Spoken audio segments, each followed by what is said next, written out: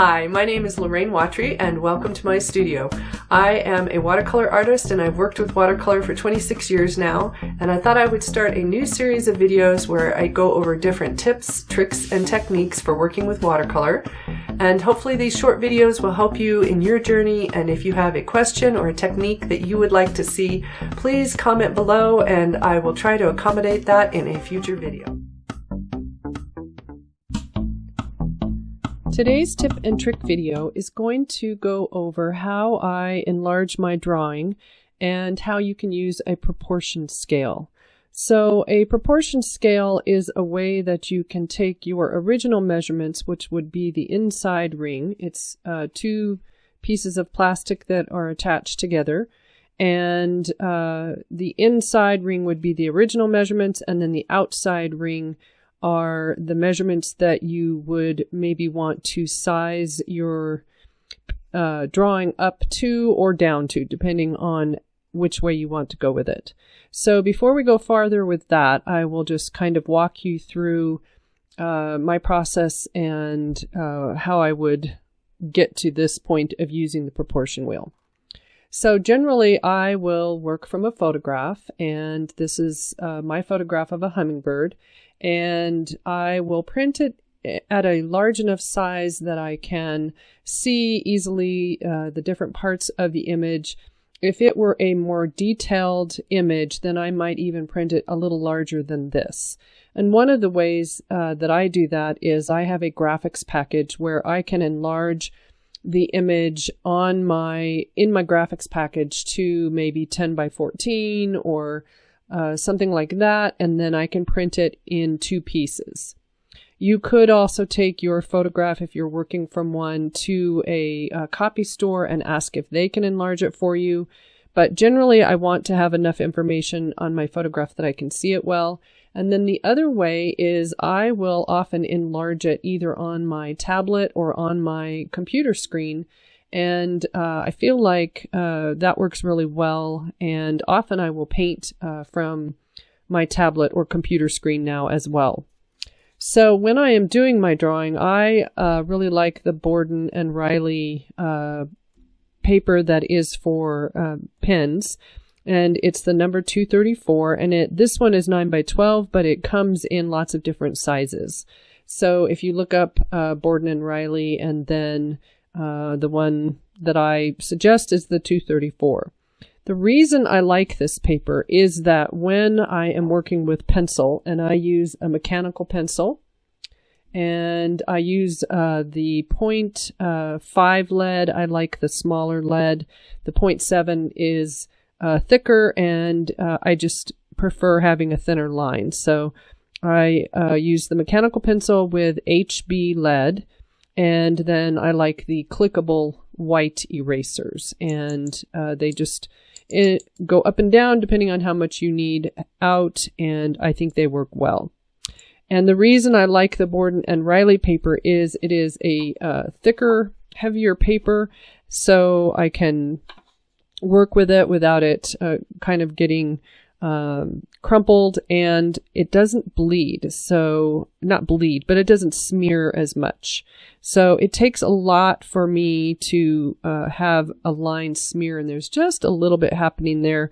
But when I'm working with it like this, thinner lines, then it's not smearing, and which is really nice, because then I can work on the drawing and not have it all over my fingers and get it all over the drawing.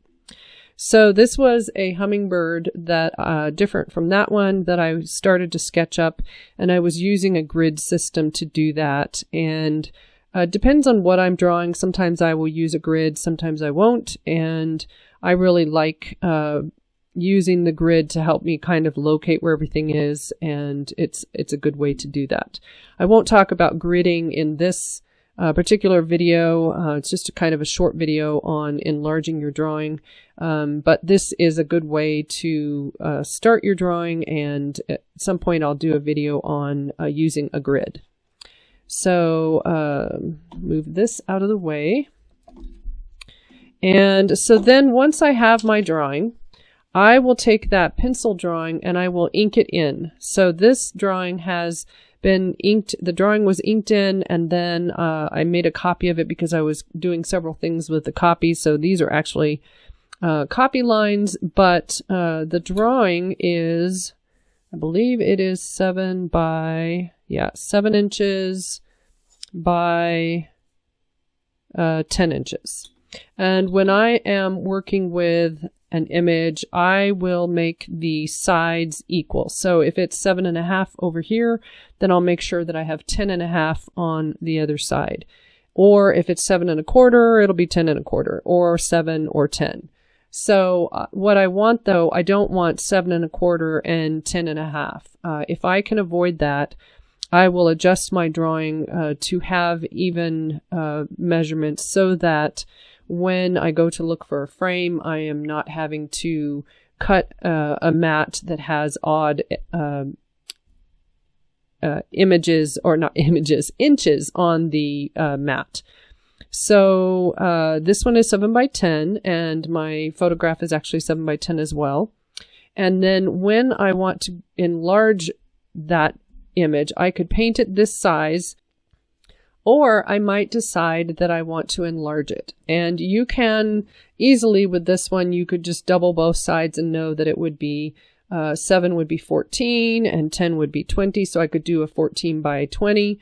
But if I want to do something else in there, rather than having to maybe figure it out if it's an odd size, it's very quick to pick up a proportion scale.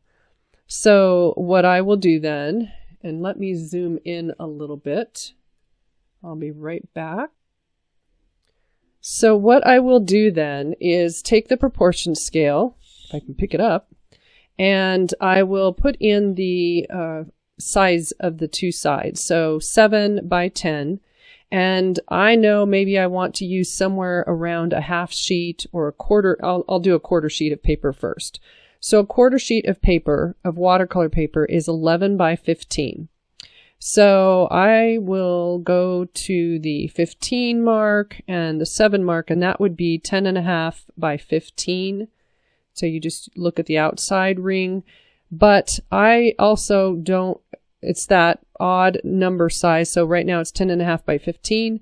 And I also like to have a border around my painting so that I can staple my paper down or I can tape it down. So I want to actually come in from the quarter sheet just a little bit. So I'm going to try going down to 14, and on the proportion wheel, it gets very close to 10 inches over here. If I go to use the 7 and the 10, it's just slightly over 14.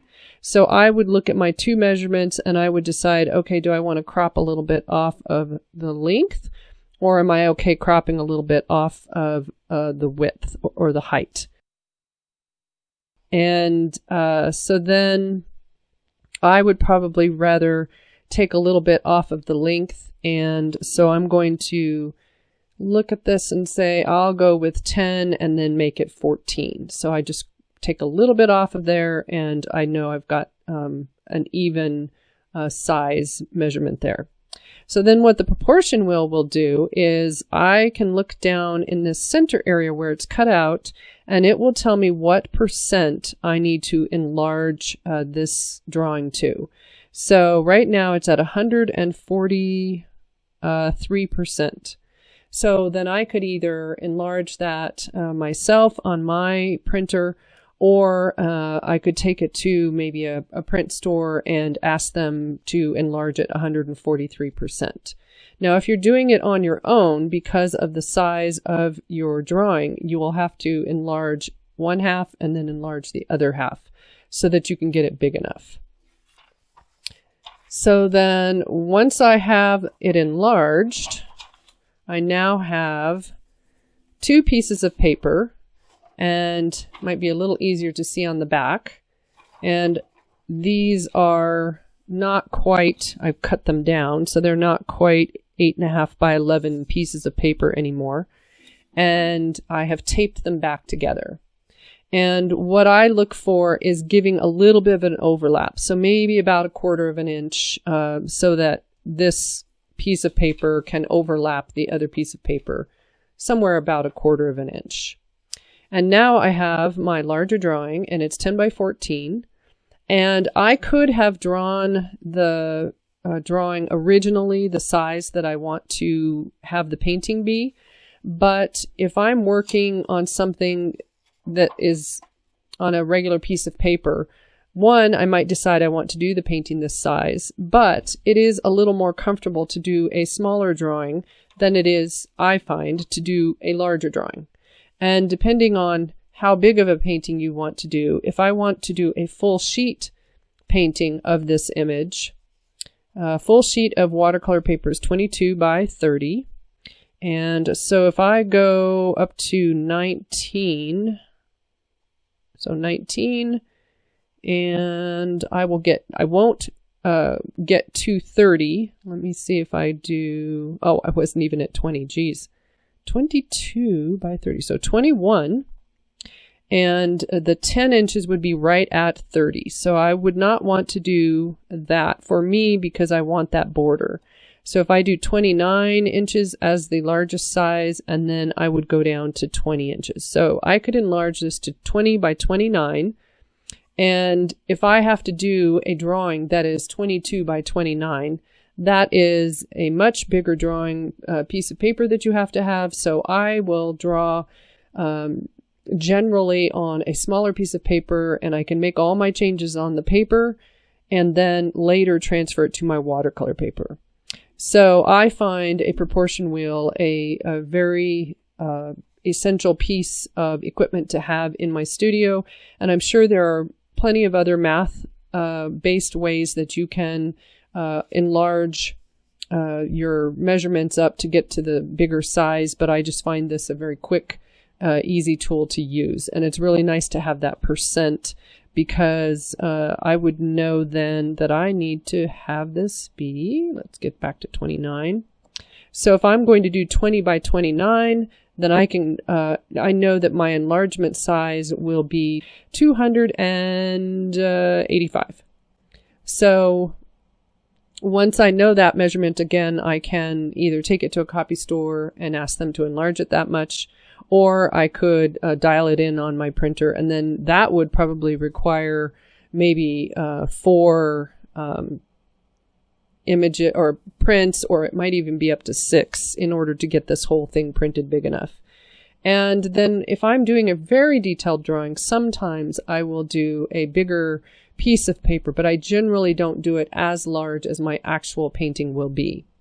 So I hope that was helpful to kind of see my process on how I can enlarge a drawing and give you some possibilities for yourself. And I would look up a proportion scale. I think you can get them at a lot of the online art stores. So if you have a tip, trick, or technique video that you would like to see, please comment below, and I will try to fit that into the coming schedule of videos. Thanks very much. Have a good day. Bye.